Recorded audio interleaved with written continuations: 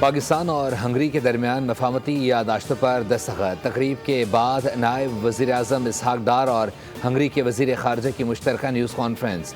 نائب وزیر اعظم نے کہا پاکستان اور ہنگری کے درمیان ثقافتی تعاون فروغ پا رہا ہے۔ ہنگری کے ساتھ اقتصادی تعاون بڑھانے پر اتفاق ہوا ہے۔ سرمایہ کاروں کے لیے پاکستان میں وسیع مواقع موجود ہیں۔ ہنگری کے وزیر خارجہ نے کہا کہ پاکستان کو قابل اعتماد اتحادی سمجھتے ہیں۔ ہنگری کی کمپنیاں پاکستان میں سرمایہ کاری کی خواہاں ہیں۔ دونوں ملکوں کے درمیان مختلف شعبوں میں تعاون بڑھائیں گے۔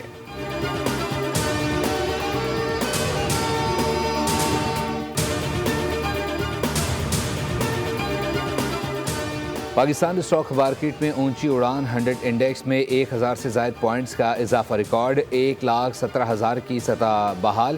ٹریڈنگ کے دوران انڈیکس 1,17,190 کی سطح پر پہنچ گیا۔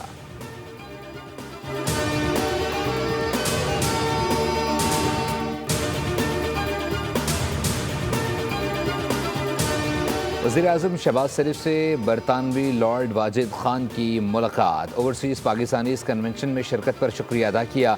وزیر اعظم شہباز شریف نے برطانیہ میں مقیم پاکستانیوں کے تعاون کو سراہا۔ کہا برطانیہ میں مقیم پاکستانی دونوں ممالک میں پل کا کردار ادا کر رہے ہیں۔ وزیر اعظم نے چارلس سوئم اور برطانوی وزیر اعظم کے لیے نیک خواہشات کا اظہار کیا۔ وفاقی وزیر داخلہ محسن نقوی سے بھی لارڈ واجد خان کی ملاقات ہوئی۔ پاک برطانیہ تعلقات سمیت دو طرفہ امور پر تبادلہ خیال ہوا۔ وزیر داخلہ نے کہا پاکستان برطانیہ کے ساتھ باہمی مفاد کے تمام شعبوں میں دو طرفہ تعاون کو فروغ دینا چاہتا ہے۔ برطانوی وزیر نے جعفر اشرف پر حملے کی مذمت اور شہداء کے خاندانوں سے اظہار تعزیت کی۔ کہا دہشت گردی کے خلاف جنگ میں پاکستان کی بے پناہ قربانیوں کی قدر کرتے ہیں۔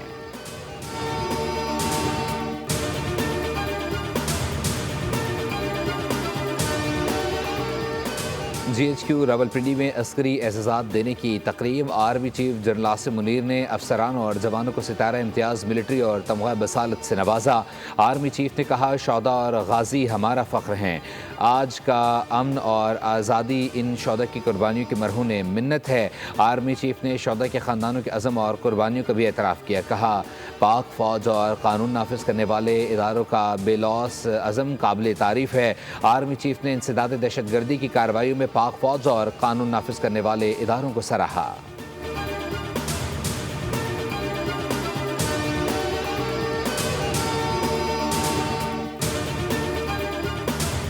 غزہ اور کشمیر میں مسلمانوں کا قتل عام ہو رہا ہے اور مسلمان خاموش بیٹھے ہیں۔ Chairperson peace and culture organisation Mashal Malik کا بیان۔ کہا ہم اپنی زندگیوں میں اتنے زیادہ مصروف ہو گئے ہیں کہ بھول